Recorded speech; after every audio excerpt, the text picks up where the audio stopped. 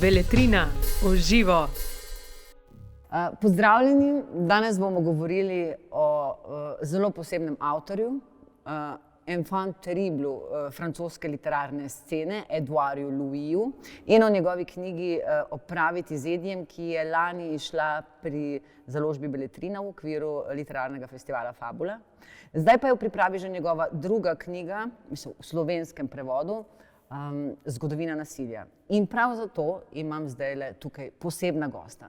Eden sedi v gledališču HNK, to je umetniški direktor Mini teatra, umetniški direktor zagrebškega HNK in še cel kup drugih naslovov, Ivica Buljan, ki nas spremlja zdajle iz države, v katero pravzaprav ne smemo brez testa. Pozdravljeni, Ivica. Dober dan. Dober dan.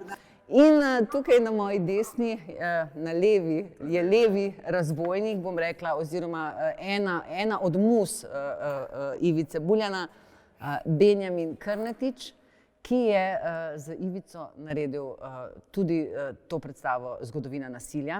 In predlagam, ker danes očitno nisem preveč navdahnjena, sploh pa ne za nasilje, da mi vidva povesta, zakaj pravzaprav, kako ste se pravzaprav seznanila, in ti, Benjamin, in ti, Ivica, z Édouardom Louisom, oziroma prav s tem zelo, bom rekla, romanom, ki je pač razburil celotno literarno sceno, svetovno, ne samo evropsko. In zakaj si dobil to željo, da bi ga prevedel v gledališki jezik?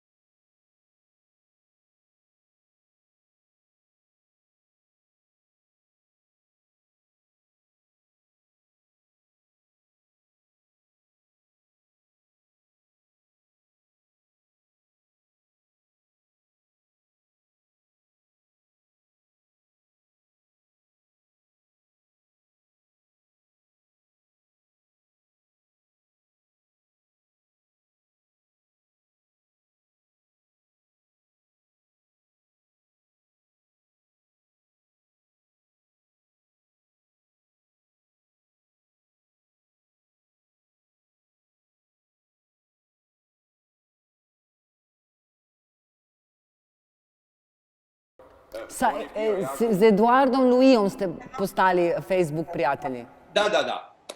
Jer on je bio sretan da će ga sad tako netko iz Jugoslavije režirati u Berlinu. Međutim, kako obično stvari bivaju, tadašnji direktor teatra Park je zbog nekih razloga abdicirao, smijenjen. Ja sam ostao s tom knjigom koju sam sad izvukao jer je sad već žuta, iako nije prošlo tako puno godina od nje. I zapravo smo s vremenom otkrili da poznajemo toliko puno zajedničkih prijatelja u Parizu, da se taj razgovor pretvorio, evo, to je još jedan dokaz da Facebook prijateljstva mogu biti jednako realna kao i ona stvarna. Znači, dopisivali smo se često, ja sam komentirao neke njegove postave. A u francoščini ste si dopisovala, pardon. Taj roman je bio za mene prije svega otkriće, jer već tada kad sam ga naručio, dakle godinu dana nakon što je izašao u Francuskoj, se već pojavio u ovom džepnom izdanju. A znate i sami koliko roman mora dostići prodanih primjeraka da se u tako kratkom vremenu pojavi džepno izdanje. I za mene koji sam frankofil, frankofon, bilo je, odmah sam pokušao pronaći neke linkove i naravno da mi je prva asocijacija bila, s obzirom da je roman posvećen Didieru Eribonu, u knjižnici svojoj kućnoj ima Eribonove knjige, pogotovo njegovu studiju o Foucaultu, koja je zapravo ključna za sve, ja bih rekao, poznavaoce Foucaulta. Tako da se taj krug, a onda kasnije smo naravno došli do prijatelja kao što su Stanislas Nordet, Thomas Ostermayer, a vratimo se sad na roman, to je nešto što je u francuskoj literaturi puno češće nego kod nas u ovim srednjoevropskim prostorima, ta, ja bih rekao, žanr ispovjednog, intimne autobiografije koja, ako je podnaslovljena kao roman, dovodi čitatelja do jedne vrlo zanimljive konfuzije, jer ako nam piše da je riječ o romanu, dakle trebamo ga tretirati kao fikciju, ali jako puno podataka iz romana korespondiraju sa pričama koje pretpostavljamo da pripadaju stvarnoj osobi pisca. Taj slučaj, taj dualitet naravno poznamo od Prusta, pa evo sad da ne nabrajamo queer autore poput Guillauma Distana, Lagarsa i Edouard Louis je zapravo u ovoj priči, ja bih rekao, razotkrio se na jedan almodovarovski način, pokazao nam je kako je zapravo operirao vlastito tijelo i kako je operirao svoj, bih rekao, kako je stvorio avatara od sebe. Dakle, osoba koja se zvala u Pikardiji, u jednom ruralnom dijelu Francuske gdje je rođen, koja se zvala Edith Belgel. Ja bih to preveo na neke balkanske inačice kao da se zove Edi Žderonja ili Edi Lepotan. Znači, za jednog umjetnika sramota, kao da je riječ o pjevaču folk pjesama. Jer to bi I zapravo ta socijalna pripadnost miljeu u kojem je ime Edi, ono je potpuno netipično za Francuze. Znači, ili ga daju, recimo, pod utjecajem američkih serija. Znači, pripada zapravo najnižim socijalnim slojevima i Edouard Louis sa jednom dosta radikalnom ispovjednom tehnikom govori kako je zapravo promijenio identitet. Kako je od feminiziranog dječaka kojeg su zapravo zlostavljali u osnovnoj školi, zlostavljali su ga u vlastitoj obitelji, ali svakodnevno, znači majka, otac, stari brat, svatko tko je prošao pored njega je imao poriv da ga ošamari, da ga stvarno vrijeđa, a u školi je bio redovito pretučen. I govori o tom prvom periodu u kojem je silno želio nalikovati svojim zlostavljačima. Dakle, htio je na neki način izbrisati tu svoju queer stranu i u jednom trenutku kad upozna preko profesorice francuskog literature, upozna teatar, otkriva jedan svijet koji mu pruža mogućnost da dobije stipendiju, da napusti tu kuću u kojoj je stvarno bio zlostavljan i da uspostavi novi identitet preko imena. I od tada već taj roman postaje, ja bih rekao, legenda, a posveta Didieru Eribonu je bitna i predlažem Beletrini da što prije prevede taj roman, Povratak u Reims, koji je jedna ključna, ja bih rekao, u isto vrijeme studija i roman čuvenog profesora sociologije i filozofije koji govori o svom porijeklu iz radničke klase i u transformaciji u kultiviranog građanina sa svim pozitivnim i negativnim stranama. Da ovo ne bi zvučalo uvredljivo kad se kaže o transformaciji iz radničke klase, jedan i drugi govore o svojoj gej strani kojoj je zapravo radnička klasa zbog više razloga ključni neprijatelj. Zašto?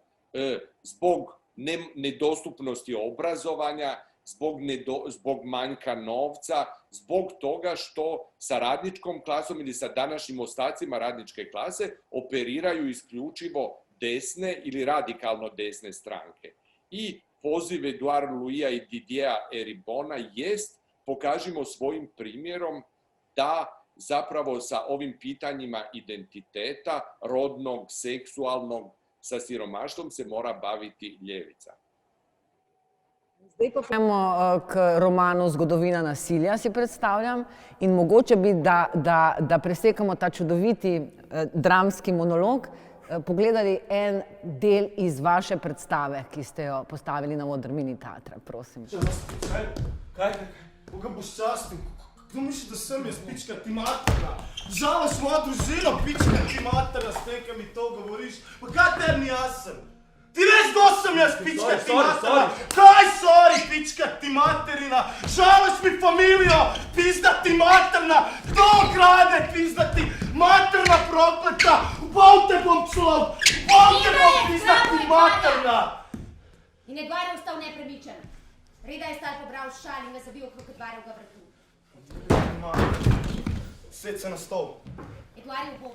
Klasično vprašanje zate, Ivica, kako je mogoče, oziroma glede na to, da rečeš, da imaš v vsakem avtorju, pisatelju, ki ga postaviš na oder, neko svojo fantazmo. Kakšna je bila fantazma o Eduarju Louisu oziroma posebej o tej knjigi Zgodovina nasilja in seveda zakaj Benjamin Krnetič pravzaprav neke vrste antipod temu Ediju, da ne izdam preveč, ker mi bosta seveda vidva povedala to zelo travmatično in čudno zgodbo, ki se je zgodila na božično noč. Prosim. Zgodovina nasilja je, mislim, jedan od velikih literarnih događaja. Ako uspoređujem njegova 3 romana, znači ovaj prvi En finir avec Eddie Bellegueule i zadnji Tko je ubio mog oca, koji je opet jedna vrlo neuobičajena forma, koja je u isto vrijeme ispovjed, pismo, obračun sa svim francuskim predsjednicima od Chiraca do Macrona. Zgodovina je zanimljiva zato jer mene suočava sa mojim teatarskim fantazmama, prije svega Jeanom Genetom i Bernard-Marie Coltesom. Za svakog ljubitelja teatra bit će vidljivo nakon nekoliko stranica da taj jezik od nekud prepoznamo. Znamo da je Genet ima fantastičnu priču biografsku koja djelomično podsjeća na Louisevu. Obojica dolaze doista iz deprivilegiranih miljeja, obojica su autodidakti. Obojica su dakle osobe koje nisu imale gotovo nikakav pristup visokom obrazovanju, međutim o njima se može reći, Genet recimo u 20. stoljeću vjerojatno jedan od najboljih stilista francuskog jezika, kao što je Eduard Louis koji živi dakle u takvom okolišu, on kaže da u njegovoj obiteljskoj kući nije postojala ni jedna knjiga, nego se samo zapravo gledala, ali non stop je cijeli dan bila uključena televizija. Znači, osoba koja dolazi iz takvog miljeja postane jedan vrhunski stilist u čim dijelima prepoznamo na najbolji način sublimiranu literaturu Coltesa. Dakle, vidjet ćemo u tim repeticijama, u klasičnom jeziku na trenutke, prepoznat ćemo opet jedan, ja ga namjerno nazivam queer jezik Marguerite Duras, koja je zapravo velika ikona cijele francuske literarne gay scene. Znači, jedan ultra rafinirani ukus koji se bavi temom koja pripada Crnoj kronici.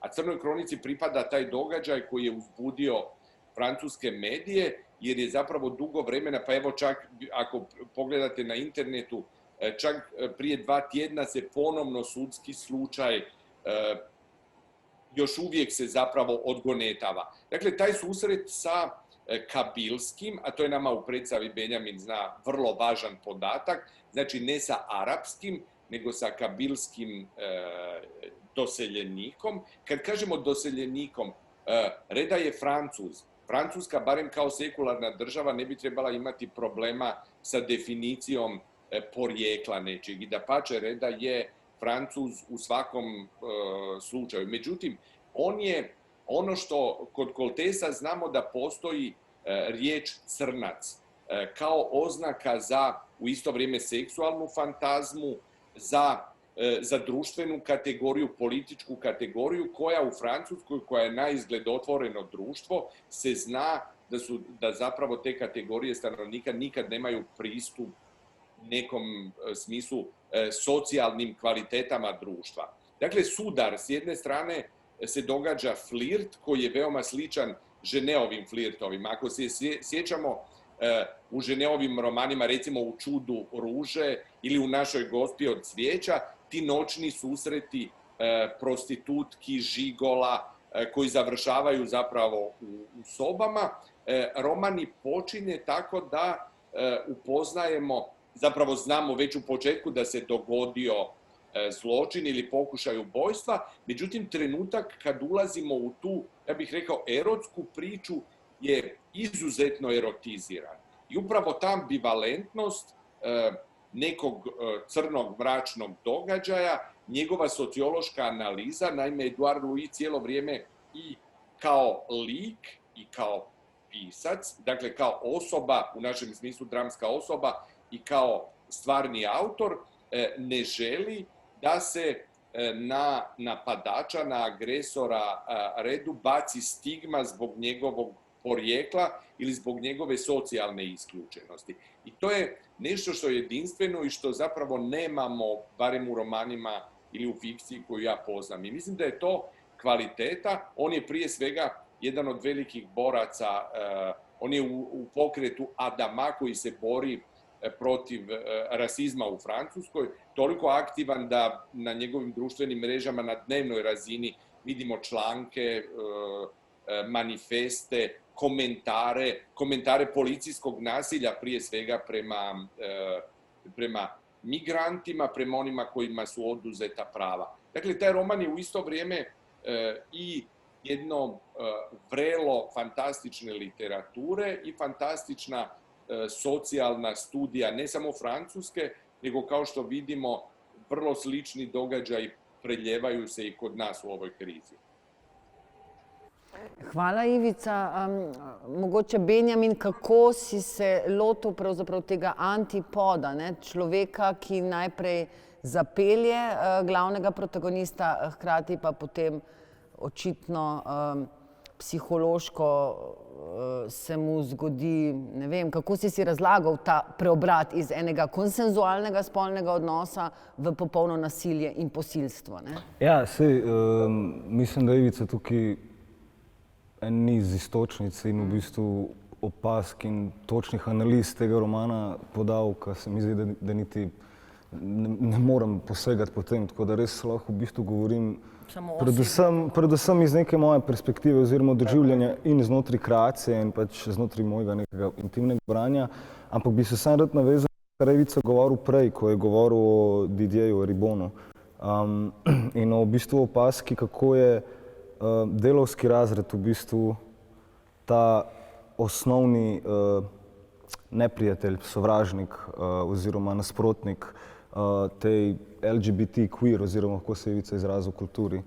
Meni je to bilo zelo pomembno zaradi tega, ker pač neka moja osebna izkušnja, ker tudi prihajam iz nekega okolja, ki bi mogoče v kontekstu naše države in našega okolja lahko veljalo za te privilegirano oziroma pač ne do te mere, ampak... Mogoče se za hip lahko ustaviva. Ivica, delavski razred v nekdanji Jugoslaviji ali pa v 90-ih, ko je rojen Benjamin, je seveda nekaj povsem drugega, kot je delavski razred v okolju, v Pikardiji, kjer se je rodil Edouard Louis, si predstavljamo, ne, mislim. Ja, to je definitivno res, ampak pač vseeno se mi zdi pomembno pač, da A, dokončam misel, B, pa pač, da ta misel vsebuje pač point, ki pač je, da ne glede na to, kako se pač kontekstualno ta delavski razred pač razlikuje, je zelo pomemben njegov odnos do LGBT subkulture, ki je pač absolutno inherentna temu razredu. Jaz sem se na primer šele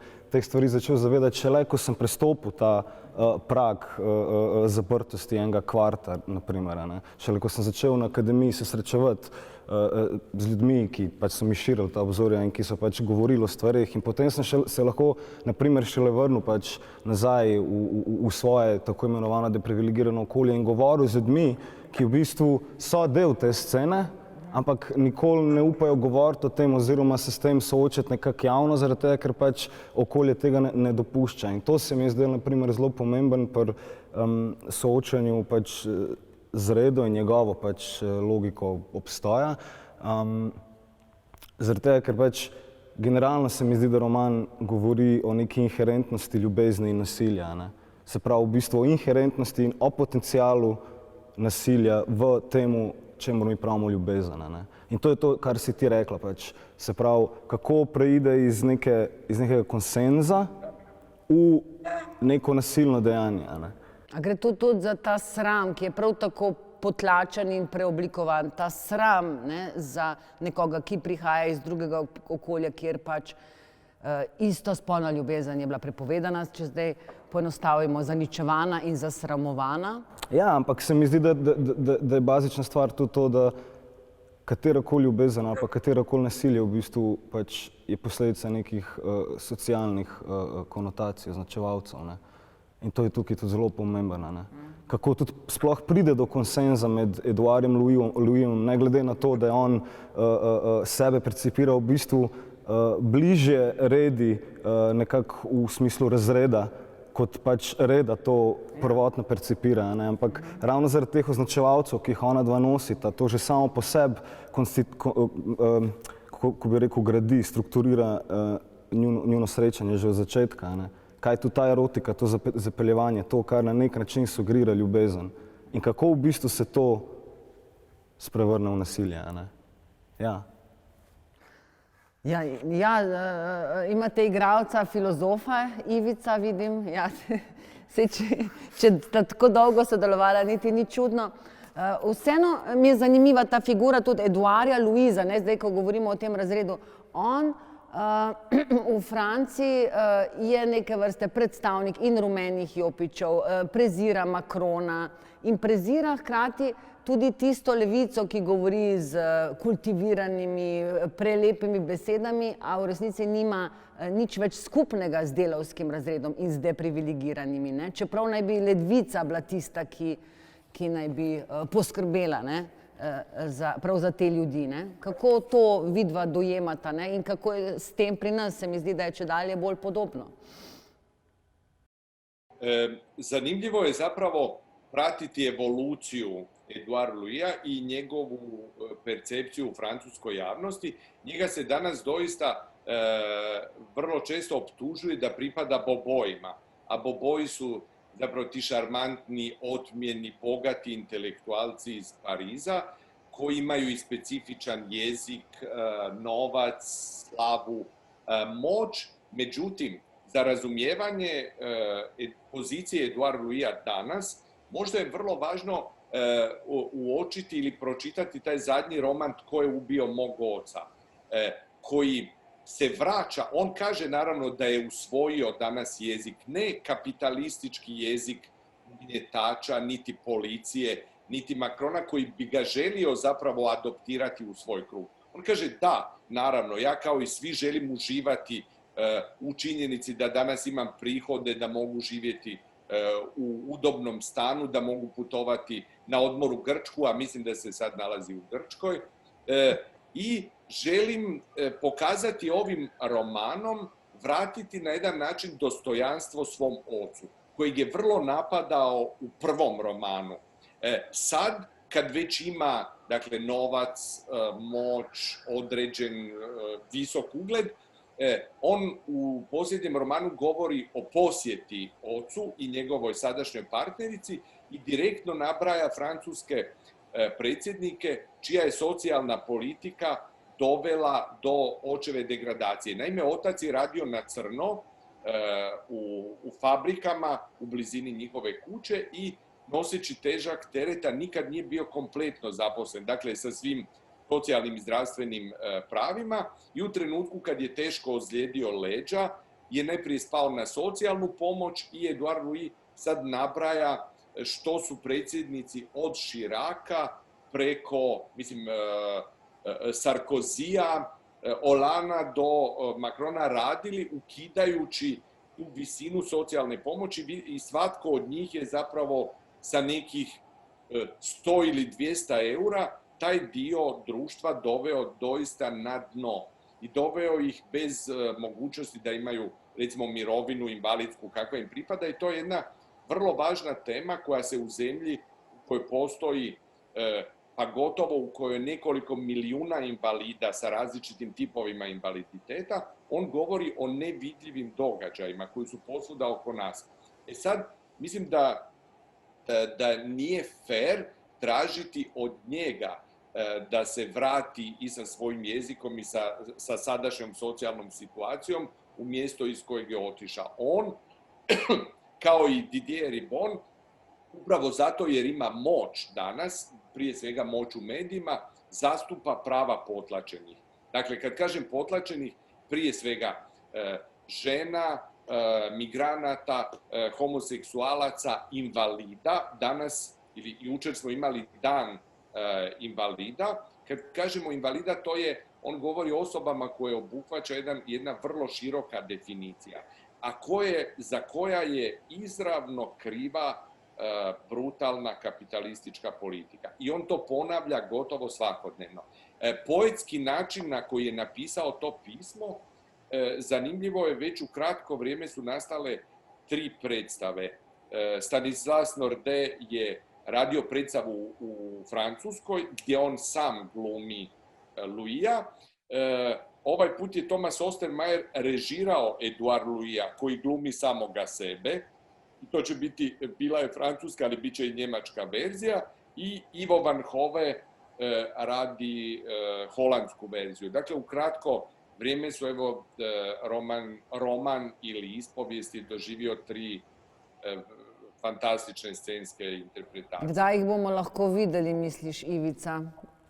Ne, to je že vprašanje za preroke, ne, pravzaprav. Ampak s prejšnjim vprašanjem sem hotela pravzaprav postaviti tezo, da je Edouard Louis, da ima razlago za porast desnice v Evropi. Njegov oče, ki si ga omenil, v resnici ni nikoli volil levice. Volil je desnico, ker se mi je zdelo, da levica nima več stika z njimi, oziroma da se pretvarja, da je na naši strani. Kot je rekel, mislim, da kolegici Patriciji Maličev v intervjuju za Sobotno prilogo.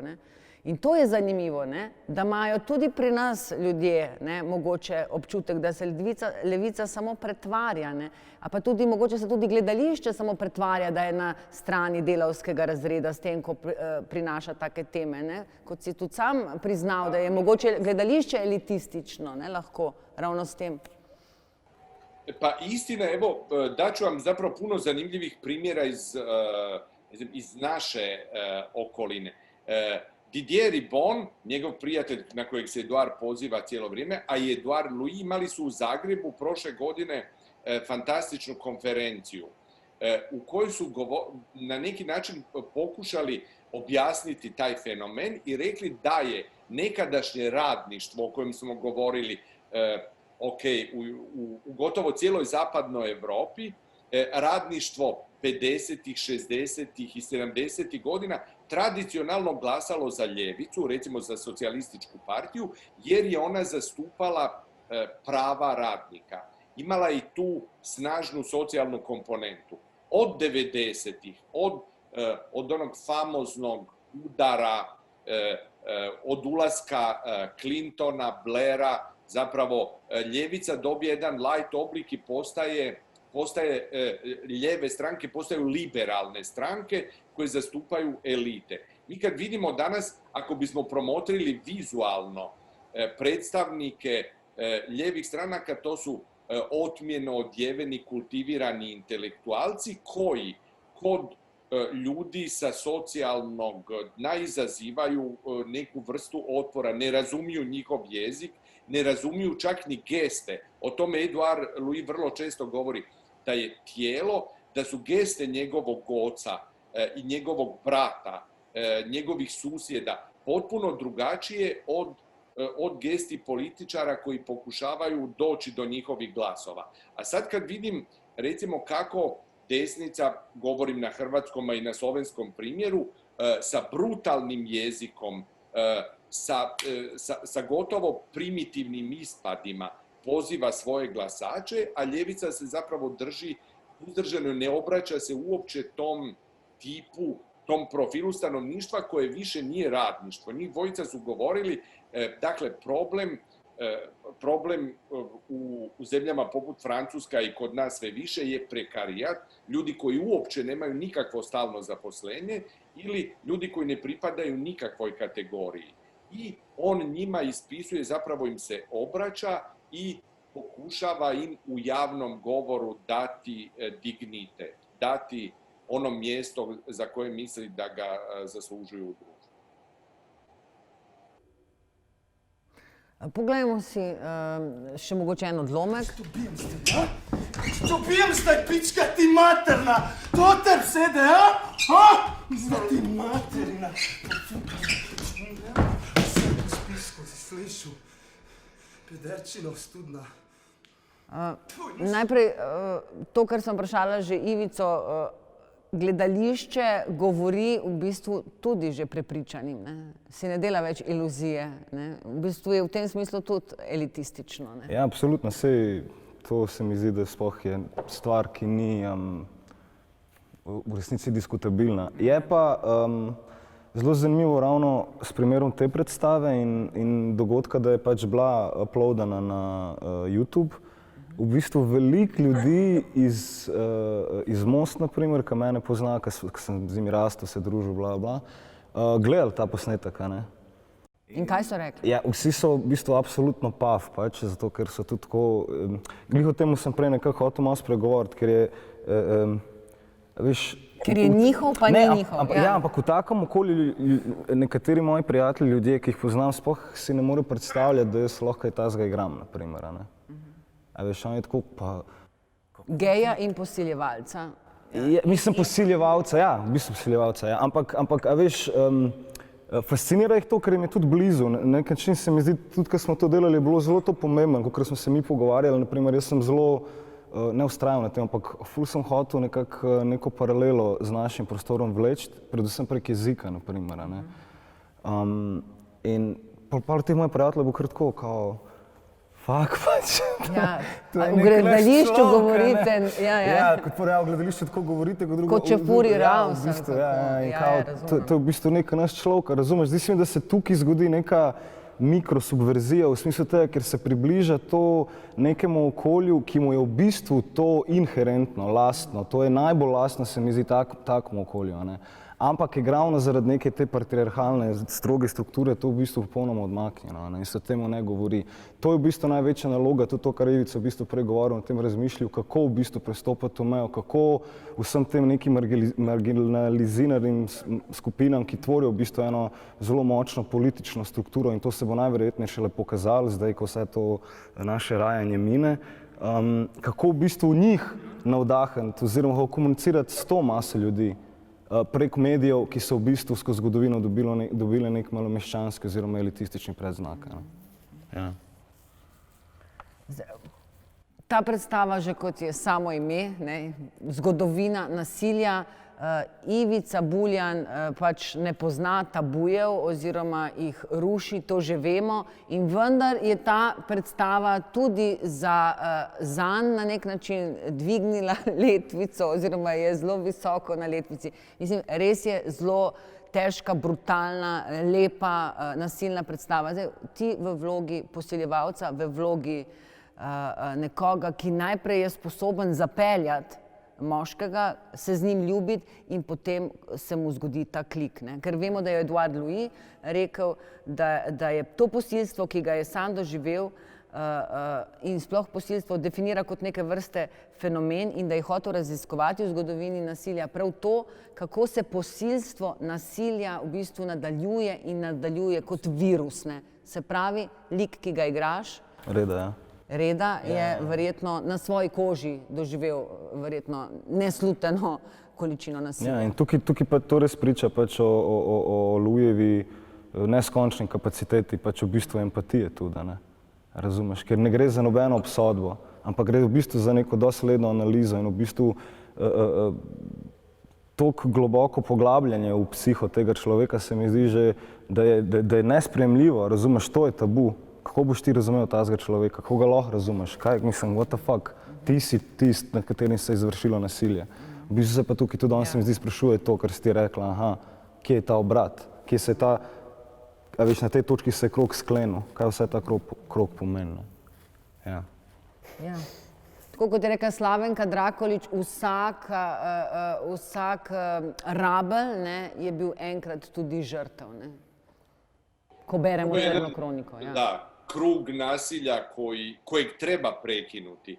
Mislim da je i funkcija ove literature da pokušava taj krug prerezati i otvoriti put prema slobodi, a s obzirom, sad sam se zapravo sjetio, s obzirom da smo u mediju literature, govorimo ovo za fabulu, možda bi bilo dobro spomenuti da je Edouard Louis i prevodilac s engleskog jezika. Kad kažem prevodilac, ne naravno bilo koga, nego Anne Carson, znači najveća kanadska pjesnikinja koja je već dugo godina slovila kao kandidatkinja za Nobelovu nagradu, pa ju je, evo, izgleda izgubila na malo dulje vrijeme jer poezija neće baš tako često ući u fokus, ali njegov prijevod drame Antigonik Anne Carson je zapravo opet jedno malo, ja bih rekao, remake djelo, što nam kaže da je on autor koji prevođenjem, a literati si, barem današnji, ne dozvoljavaju kao nekad tu, ja bih rekao, taj mukotrpan napor da prevođenjem vrhunskih i kompliciranih autora na neki način izgrađuju svoj. To govori o njegovoj upornosti, radu na sebi koji je nevjerojatan. Mi o njemu sad govorimo kao nekom mladom klasiku, a on je zapravo dečko od 27 godina.